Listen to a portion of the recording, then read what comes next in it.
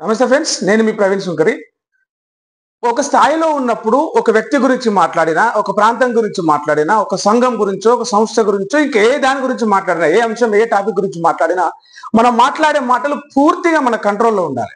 కంట్రోల్లో ఉండకుండా మనం మాటలు ఇడిచిపెట్టిన తర్వాత అవి ఎన్నడో ఒక నాడు తిరిగి మళ్ళీ మన కాడికి వస్తాయి. తిరిగి మన దగ్గరకు వచ్చి మళ్ళీ మనల్ని ప్రశ్నిస్తూ ఉంటాయి. అప్పుడు సమాధానం మన దగ్గర ఉండాలి. అవును, ఎస్, ఆ రోజు నేను ఈ మాట అన్నా, ఈ మాటకు కట్టుబడి ఉన్నా అని.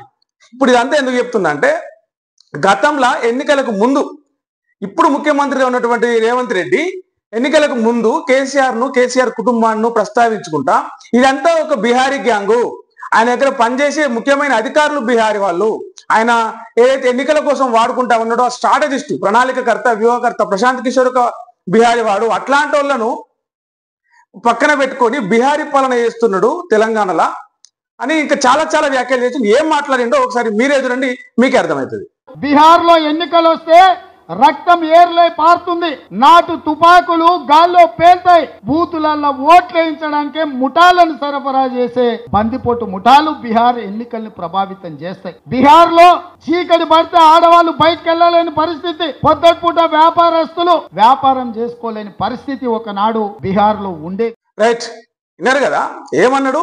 బీహార్ వాళ్ళు దొంగలు, ఓట్లను ప్రభావితం చేస్తారు, బీహార్ వాళ్ళు రౌడీలు, ఏమంటారు, ఇది దాదాగిరి చేస్తారు, ఓటర్లను ప్రభావితం చేస్తారు, భయపెట్టిస్తారు, ఓట్లన్నా రాజకీయాలన్నా ప్రజాస్వామ్యం ఏమైనా వాళ్ళు లెక్క చేయరు అని చెప్పేసి బీహారీల గురించి, బీహార్ రాష్ట్ర ప్రజల గురించి, బీహార్ రాష్ట్ర నాయకుల గురించి అడ్డగోలుగా నోటుకొచ్చినట్లు ఇష్టం వచ్చిన మాటలు మాట్లాడిండు. ఆ తర్వాత ఇప్పుడు ఏం చేస్తున్నాయంటే, అదే బీహార్ రాష్ట్రంలో కాంగ్రెస్ పార్టీని గెలిపించని చెప్పేసి ప్రచారం చేయడానికి పోయిండు.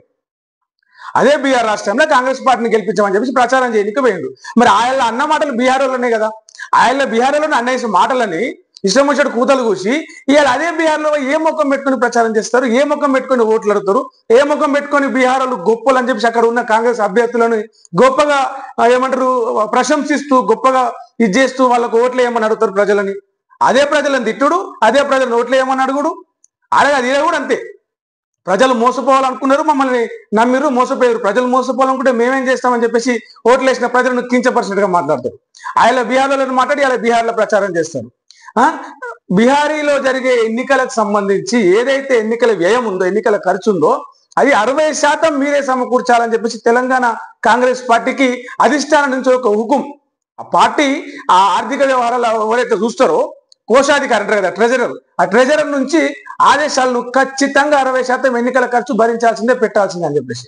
ఇక్కడ బీసీల మాట ఎక్కడో పోయింది, యూరియా కొరత ఎక్కడో పోయింది, స్థానిక ఎన్నికల మాట సప్పుడు లేదు, ఇవన్నీ పక్కన పెట్టేసి అసలు గాలికి వదిలేసి పోయి బీహార్లో రాహుల్ గాంధీతో కలిసి ఎన్నికల ప్రచారంలో పాల్గొంటా ఉన్నాడు ముఖ్యమంత్రి, ఇతర కాంగ్రెస్ పార్టీ నాయకులు.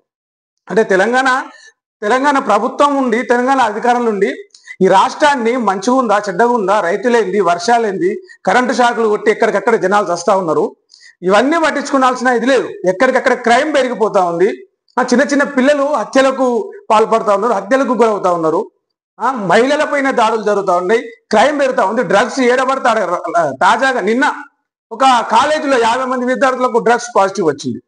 ఇవన్నీ పక్కన పెట్టేసి ఎక్కడికక్కడ పోయి ఎప్పటికప్పుడు విలాసాలు, ప్రచారాలు, అబద్ధాలు, హంగులు, ఆర్భాటాలకే బీహార్ ఎన్నికల ప్రచారానికి కోట్ల రూపాయలు ఖర్చు పెట్టి తెలంగాణ ప్రభుత్వం ఈ ఆర్సిస్తుంది.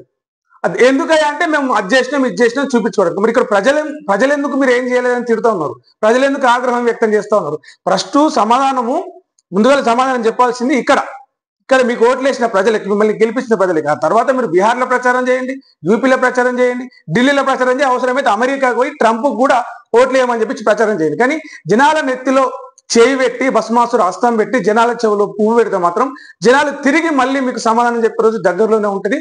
ఖచ్చితంగా ఆ సమాధానం చెప్తారు.